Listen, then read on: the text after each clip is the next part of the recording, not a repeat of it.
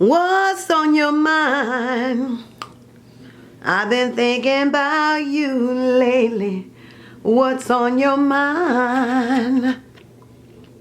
You've been acting kinda stupid, kinda crazy.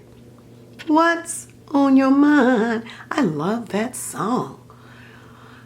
Okay, guys, this is something I have been waking up to and focusing on these concepts and telling myself this is one of the strategies to win. Stay positive.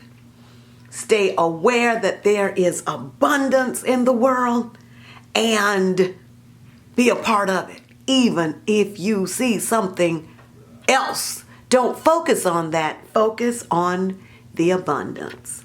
Welcome back to the channel. La da da da da da da da da. What's on your mind? Bienvenidos de nuevo al canal.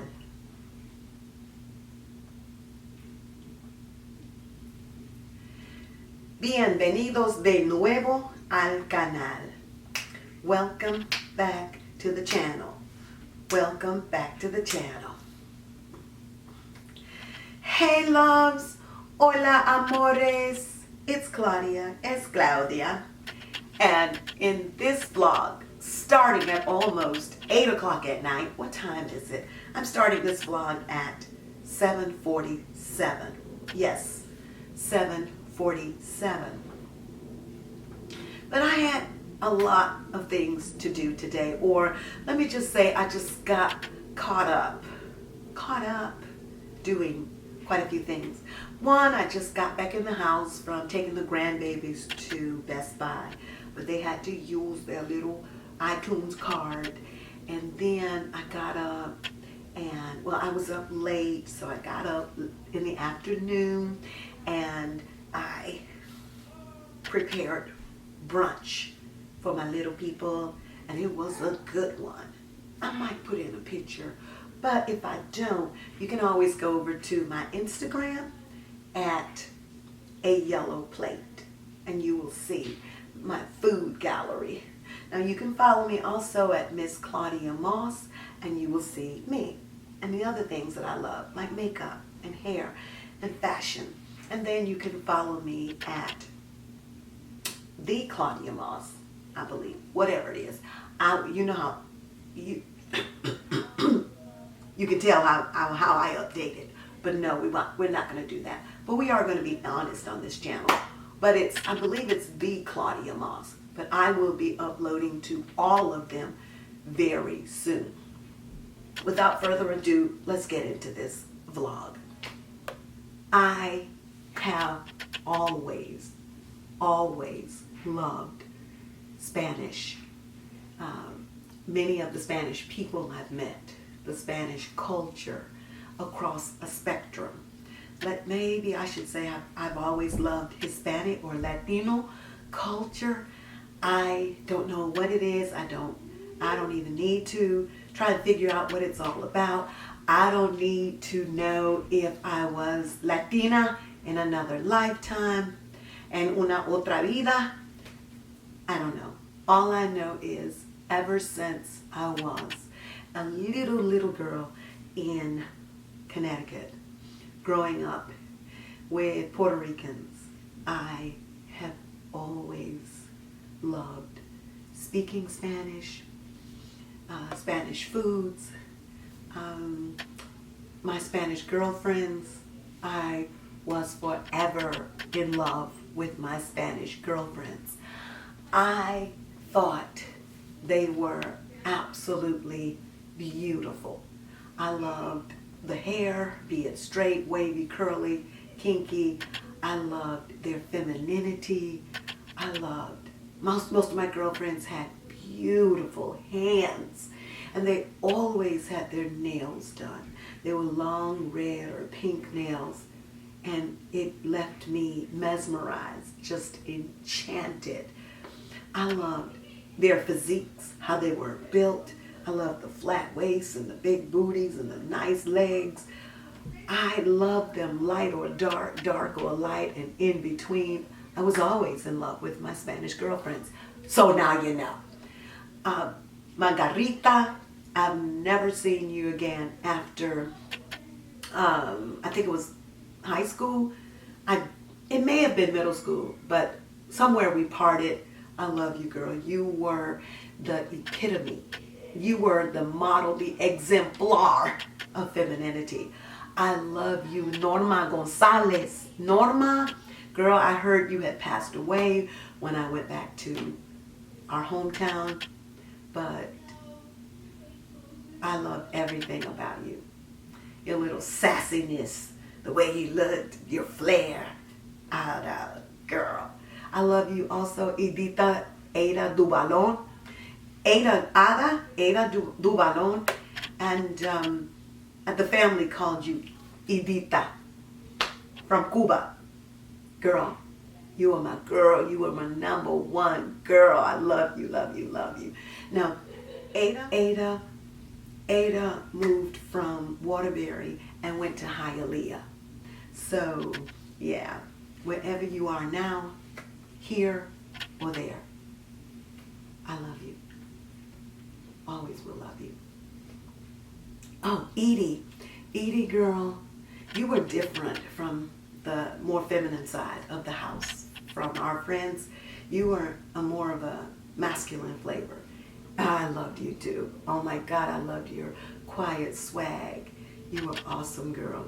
Awesome. I even loved your kind of a scar on your lip that made you more characteristically you and unique from everybody else.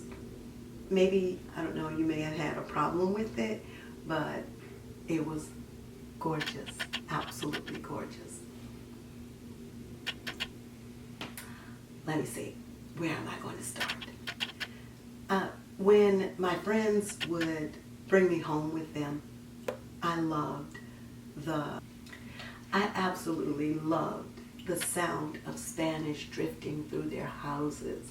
That's where I learned to absolutely adore the language and speak it better and better, and because I heard it so often. And when I went to high school, of course, I studied Spanish, so that gave me more of a fluidity since I had heard so much of it. And you know, when children are growing up and they hear the language in their households, of course they're more fluent in that language. So if you're trying to learn a language, if you're learning a language, I think it is very apropos to get friends, lovers who speak, the colleagues, befriend them and listen to the language in a native mouth, on a native tongue. It is amazing.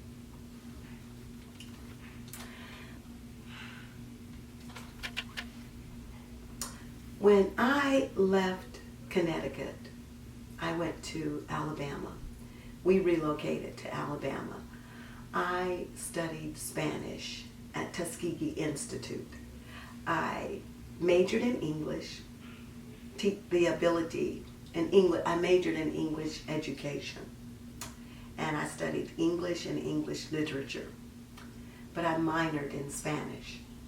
I never got a chance to use my Spanish minor, but come to think of it, I really didn't miss anything because I use it every chance that I can get in my life, in my everyday life. So one way that I'm using it is I get books from the Media Center, children's books, and I read them and I enjoy the language on my tongue, in my ear. So beautiful. And in tonight's vlog, I'm going to share with you a story that enchanted me, and I hope it enchants you as well. But the amazing thing about this story is that when I got this book from the local media center, and I got this one, I did not know that this book would make reference to this one, since this story is classic in Cuban literature. This is a classic Cuban story, un cuento cubano. And I've always loved this book because I used to read this one to my grandbabies when they were really little.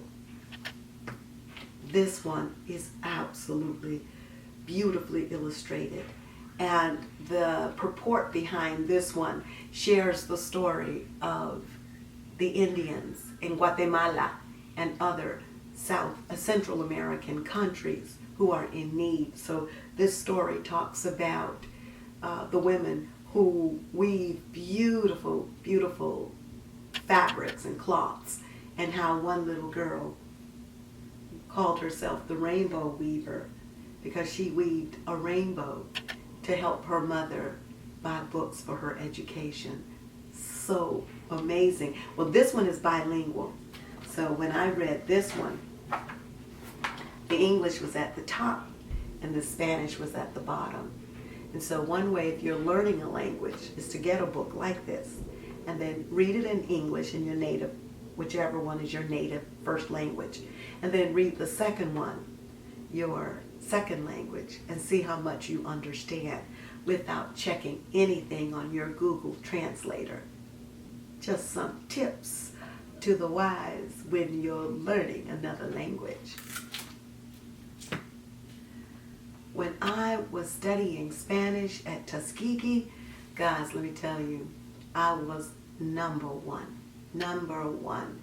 I always had a better flair of the language in my mouth and speaking it. I could always read it better than my other classmates. So I would get the top award for Spanish in college. And I tell you, I always wanted a really close Latina friend or Latino, but after college, that never happened. So I had to reach out and touch others as they passed through my life and chat with them while I was moving about in my everyday so that I could keep the language and the people near to my heart. Wait a minute. When I speak Spanish, I always speak in a voice that is hyper and impassioned.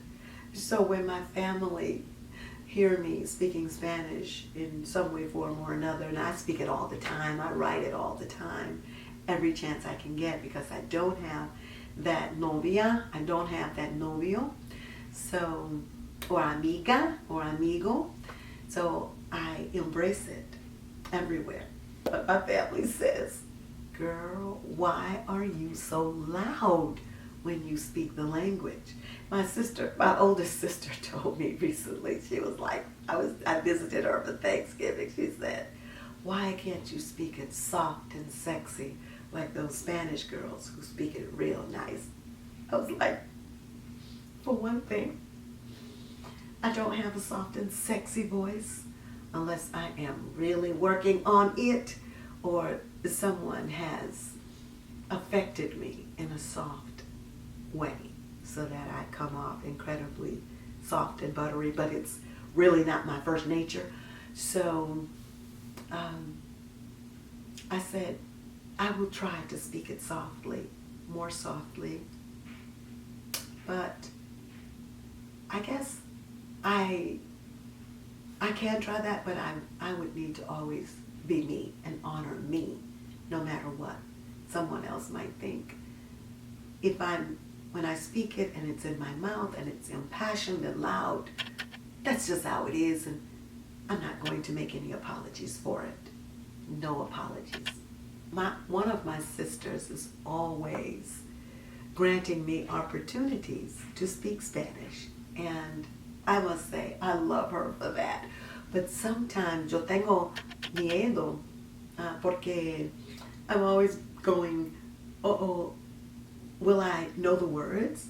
Will I be able to understand? So sometimes, tal vez, I will have a fear that I won't know in front of someone who is proud of me and believes that I know. I know that I know. Yo sé que yo sé, pero you got to practice it and keep speaking it, and I do. Okay, let's get to this. So while I was I was away on holiday, as the British can say, my sister got a call from a client of hers who is from Cuba. So she said proudly, my sister can speak Spanish. And she gave me the phone, just put it there. I was like, hola, ¿y cómo estás?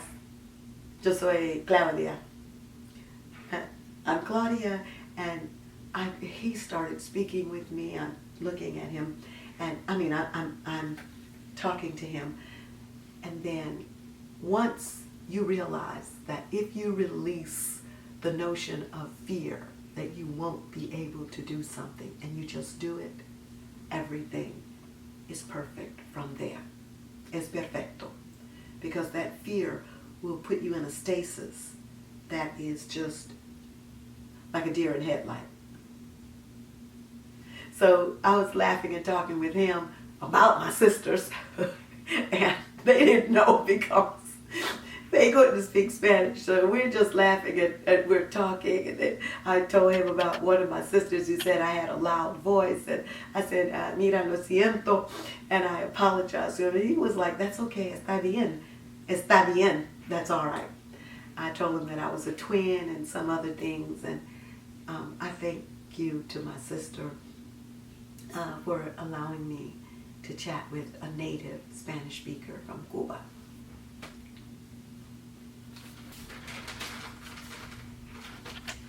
You know what? I have always loved teaching. And when I taught English on a high school level and on a 7th and 8th grade level, when 7th and 8th grade were not a part of the high school curriculum. One thing that I always did was I made space for the love of the language.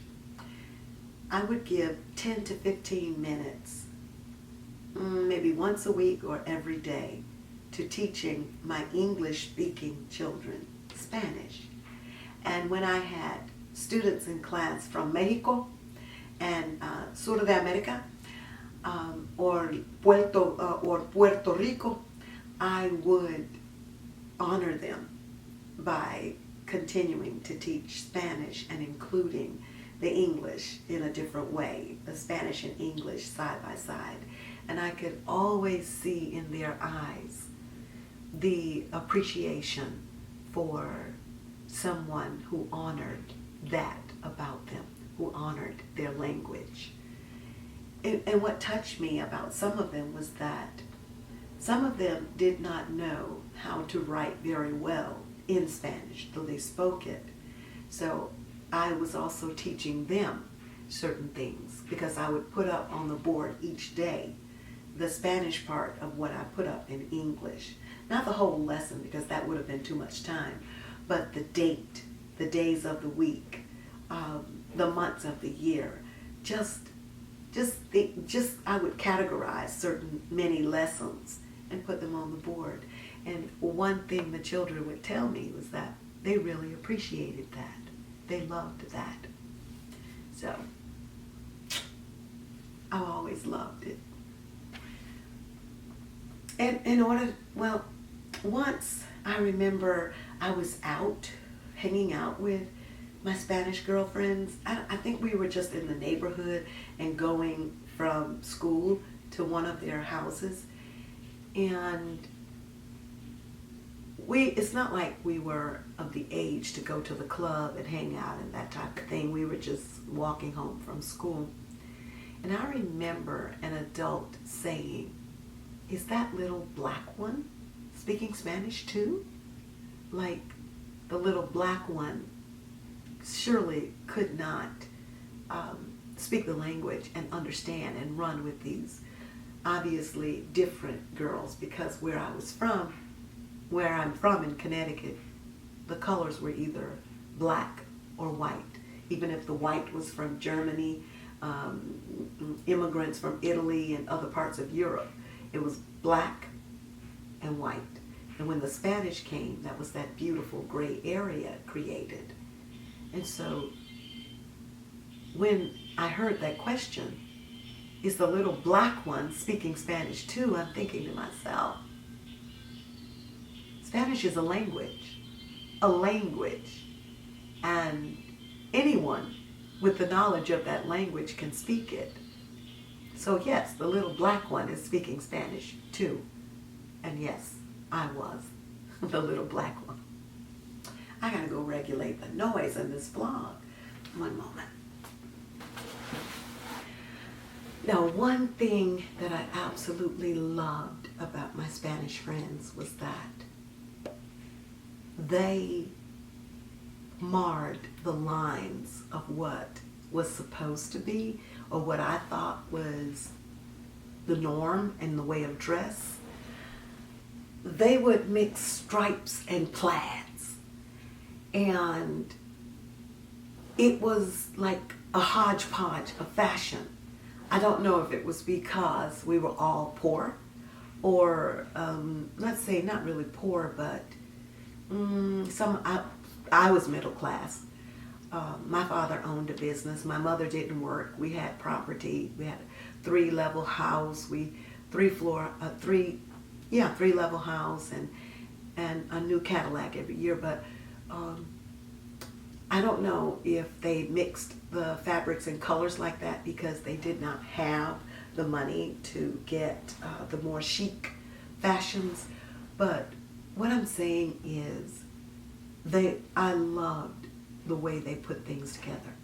It was uniquely, creatively, characteristically them, and they claimed it so beautifully and memorably. I just adored the femininity, the way they could sit in class and just move, and it was so graceful, and touch their hair and the black glossy Spanish hair, and everything was just so oh my goodness, erotic. Okay guys, I love their femininity. Every movement, every nuance about them was an orchestra. It was just the violin playing, the bells, the piano, the trombone, the saxophone. Everything was going off at once. It was amazing. If you've ever had Latina friends who were the epitome of femininity, you know what I'm talking about. It's kind of hard to keep my family at a noise level that doesn't interrupt me filming down here, so I better get started. So what I want to do in this vlog tonight is read. I want to read Martina, una cucarachita muy linda, un cuento cubano, versión de Carmen Agradidi, ilustraciones de Michael Austin. Guys, this is so cute. Now I'm going to see how I can read this and you all see the pictures and hear my voice so that we can do this, because I do want to share something else with you in this vlog this Saturday night. And I'll be vlogging all weekend, so I'll vlog tomorrow also. Hopefully it won't be at night where I've got to make sure the family is quiet enough so I can film down here. And then I'll bring these others in. But let's see how we can do this.